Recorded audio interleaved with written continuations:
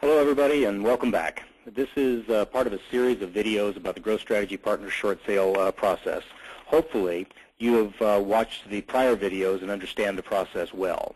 So what we want to go into is all of the documentation and all of the paperwork that's required for one of these short sales. As you know, there's a lot of moving parts in a short sale.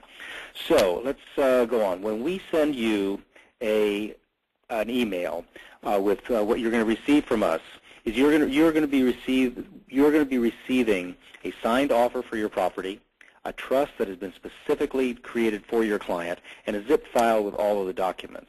These will come when you have sent us the listing or the address to your property. Hopefully you've got all these documents in front of you so that we can go over them. But if you don't, again, email us at info@gspllc.net, and we'll email you a full set of the PDF, a zip of all of the documents. So in the following video, I want to walk through all of the paperwork needed for us or for anyone to negotiate with the bank to avoid a foreclosure and get a successful short sale. Now, one of the most important item in the zip file is the agent's master checklist. This is the one where you follow with it and you can't miss anything. It has all the docs that you needed. So what we're going to do is we're going to walk our way down the checklist. And the first item on there is the mortgage information worksheet. And the mortgage information worksheet is what needs to get filled out, and it tells us who the bank is and what problems there might be. Because, as you know, different banks have different rules. We especially need to know if there is any notice of sale that has been received. If an NOS has been received, we need to know it immediately. And if it's going to be very soon, then call us and we'll see if we can possibly get it postponed or if it's already too late. And there's a copy of this worksheet in the zip file. Okay, the next item in the master checklist is the listing agreement. That is your standard car listing agreement that you have. The banks want to see that. The next area is the residential purchase agreement. This is the one that we will send you signed when we make the offer. It'll contain all of our conditions. If you wish, you can use your own RPA, but make sure that all of our conditions are included. And the next item is the California Addendum for Real Estate Purchase. Again, a standard car form, but a copy of that is included in the zip file. Next item is the authorization. This is the authorization for us to be able to work directly with the bank and get the loan agreed upon.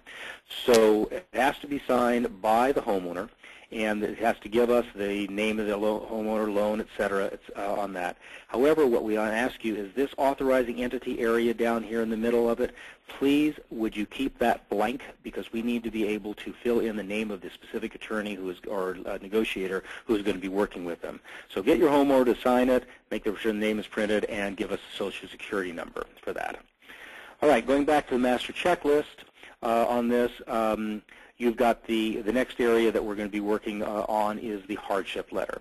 The hardship letter is a very important document because the homeowner needs to prove to the bank that they can't be able to pay their payments and they should have a short sale on this.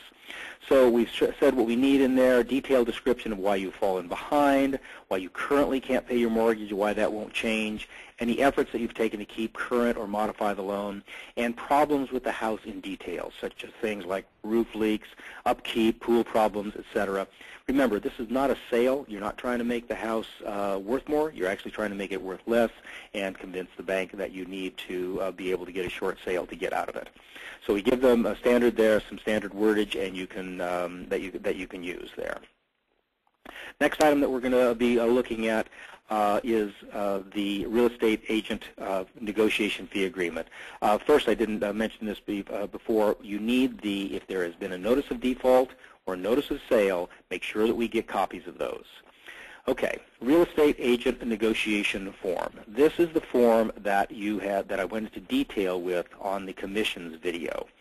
This one states that if we negotiate the short sale, but the price is too high for us to be able to make a profit, we'll continue to complete the short sale on behalf of you and the homeowner, but we'll step out of the middle of the transaction. If we have to do that, you agree that you and the buyer's agent will pay 1% of the negotiated price to the attorney. We won't make anything on it, but we want to make sure that the homeowner is represented and that you get your normal commission at least. Okay? Back to the checklist.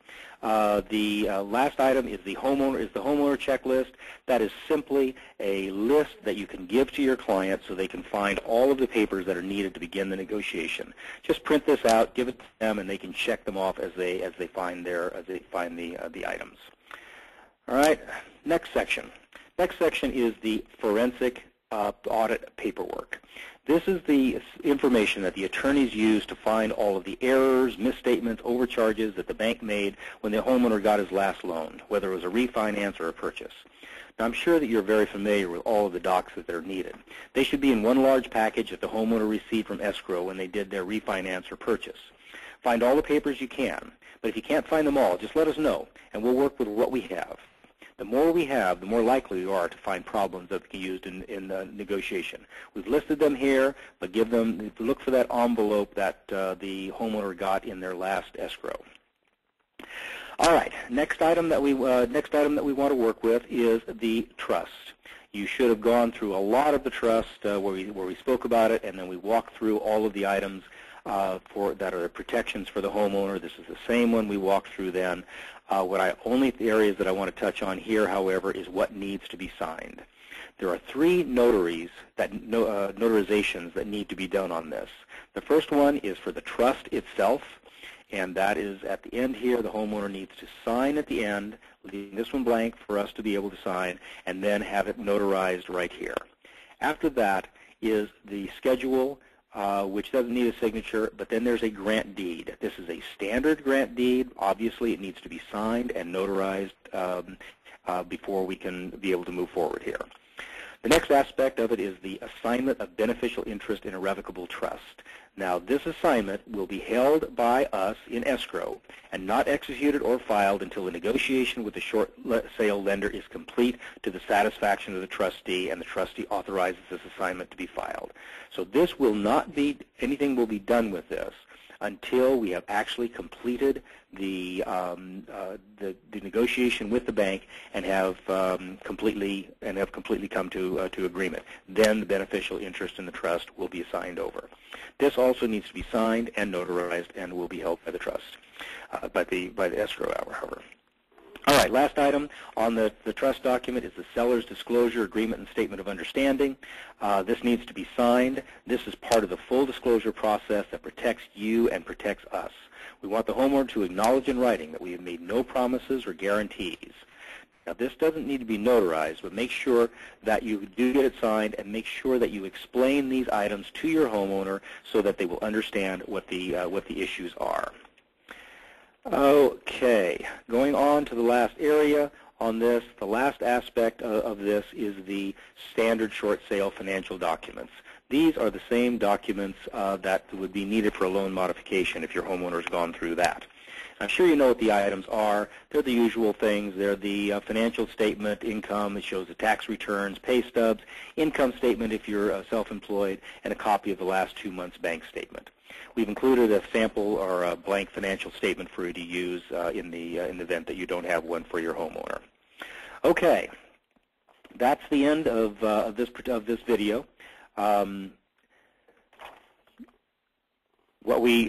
end of the video, I'm sure you may have more questions. If you do, again, make sure you email us at info@gspllc.net. And make sure that when you are sending documents in to us, fax the documents to 951-870-4100, 870-4100, and we'll be able to get them in a soft copy form. So make sure that you, when you have your questions answered, take a look at the next video in this series for our recommendation of how you list the property, find a C buyer, and other discussions. Take care, and we look forward to working with you.